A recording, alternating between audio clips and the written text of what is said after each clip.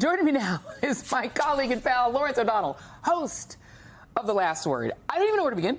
Donald Trump thinks he made up the word groceries, and suddenly people started using the term. But now he says he also cannot lower the price of groceries. Your thoughts? Well, you know, the thing about this coming presidency that we can actually hope for is that Donald Trump's not going to do what he said he was going to do.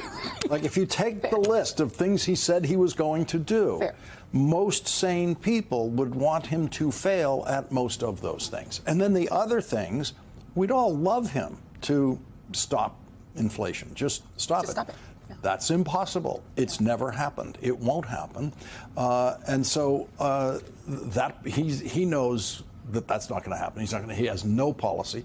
The only policy he came up with that has any direct relationship to inflation is the most inflationary policy a government can come up with, which is tariffs. Yeah. He wants the highest tariffs in the 21st century. And actually, they will be the highest tariffs in the history of the United States of America if he gets all of the tariffs that he's talked about.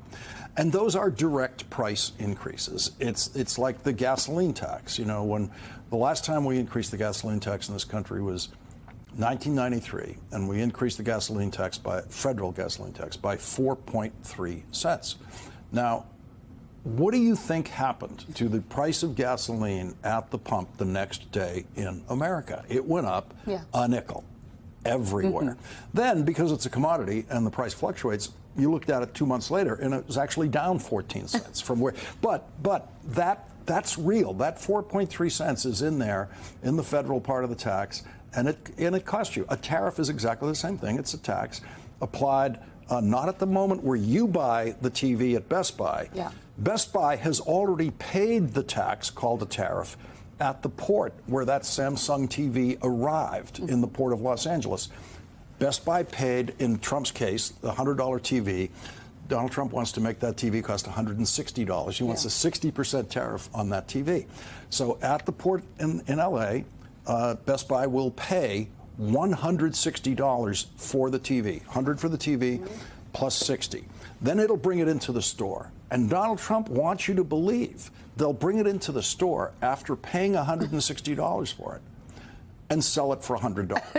That's what he told his voters, and his voters believe it because they literally do not know what a tariff is. Well, and they don't, and it's interesting because, like, in fourth grade, we learned about the Boston Tea Party, which was a literal war we fought with England about tariffs. Yeah, so wait, let me get this straight. That's not just a Boston thing, right? Because I knew what a tariff was growing up in Boston when I was in fourth grade. Yeah, that's what we learned, right? Because the Boston Tea Party, tariff. But I mean, the thing is that you know that, I know that. The thing that you hear the reaction from Trump voters when they're interviewed about this is they say, oh, well, just buy American.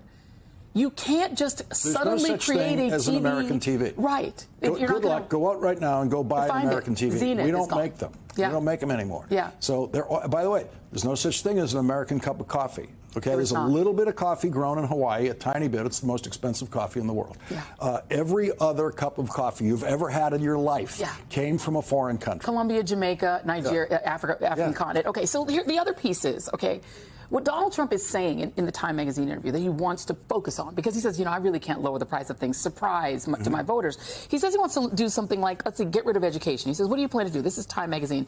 I mean, I'll give you an example. We want to move the schools back to the states. This is also not going to reduce prices of things.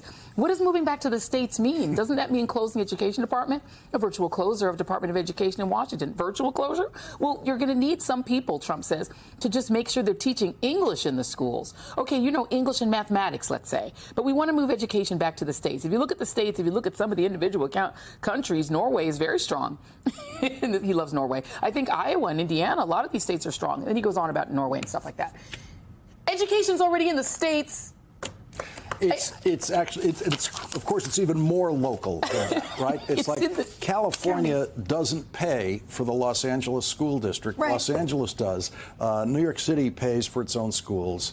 Albany's not paying for the New York City schools. There's elements of cost sharing and there's elements of federal subsidies to all of this.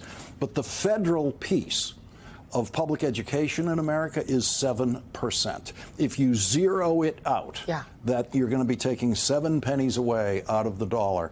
They're not going to zero it out because it's there through an act of Congress, not through an act of the presidency. The Department of Education was not created by a president. It was created by Congress. You cannot eliminate the Department of Education without a vote of Congress, which isn't going to happen. There won't even be a bill introduced to eliminate the Department of Education. None of this is going to happen. Nothing. There won't be a single change in public education in America because of the Trump presidency or because of Elon Musk wandering around the budget of the United States. But Lawrence, wait, you're wrong about that, because the surgeries that are being performed for trans kids in schools, those are going to stop on day one. He's going to stop those surgeries that are happening between 3rd and 4th grade. You mean those kids that he talks about who go to school in the morning, come home a different gender, correct, that's without stopping. the school telling the period between gym and lunch, they will get control of that. They're going to get that under control. You know, I've discovered that on cable news, when you joke, you have to identify the joke. That it was, we were joking. So that's a joke. In fact, that does not happen already in American schools. It does not. You know that, I know that, but the people that you used to work for in the United States Senate, they also know that. And yet, what you're seeing is senators capitulating in advance and essentially saying, yes, sir, we will take the knee to you, sir, whatever you want, sir, including this bizarre cabinet. It's like a Star Wars bar cabinet. Well, so not and yet. They're just conceding. So they haven't done it yet. It's so interesting to watch. Here's the way to watch this confirmation process. There's only one thing you care about, and it apparently is very hard to teach this to the political press. You care about Senate vote counts, the number, okay? So Pete Hegseth does not have 51 votes as of tonight. And this may come as a surprise to readers of the New York Times.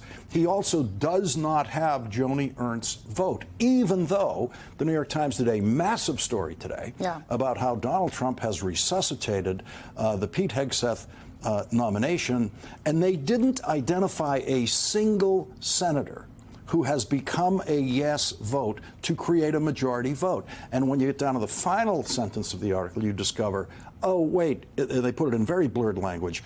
Maybe Joni Ernst hasn't made up her mind yet. And she hasn't.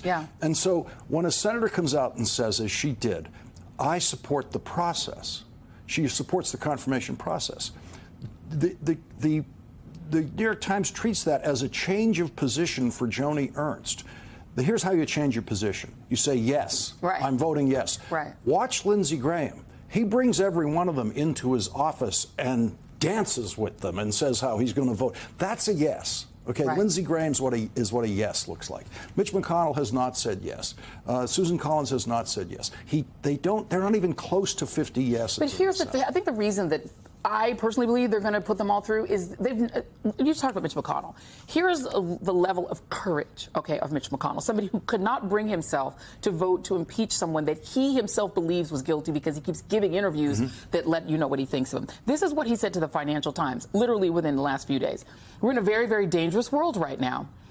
Reminiscent of before World War II, says McConnell. Even the slogan is the same, America First. Well, that was what they said in the 1930s. Well, thanks a lot, Mr. McConnell, who's done literally nothing to stop us from going back to the 30s and who has literally whipped votes to save Trump from himself when he couldn't have done the opposite. That is the level of courage we're expecting against Pete Hegseth. I wouldn't count on it. I wouldn't count on it. However, it could be that in the final 2 years, and we're entering the final 2 years of Mitch McConnell's career in the Senate, he's not in the leadership anymore. He's just a senator. And a lame duck. Kentucky senator voting on everything. There's a possibility that Mitch McConnell, becomes the new Mitt Romney. It is entirely possible that Mitch McConnell will vote against Pete Hegseth and will vote against a bunch of Kash these. Patel. Absolutely. It is entirely possible. Tulsi Gabbard. That is very, there's no question that the Mitch McConnell prior to Donald Trump in our politics would have voted against every one of these people. Of course. Absolutely. So would have Lindsey Graham. Even if proposed by former President Bush. No question about it. And so we're going to find out. He says, McConnell says he feels liberated. We're going to find out on the first confirmation vote how liberated Mitch McConnell is, and everyone's going to be watching, and I have high hopes. I am going to maintain high hopes until those hopes are formally crushed with an actual vote on the Senate floor. I appreciate it because, look, my name is Joy, but you're the one who actually brings the joy.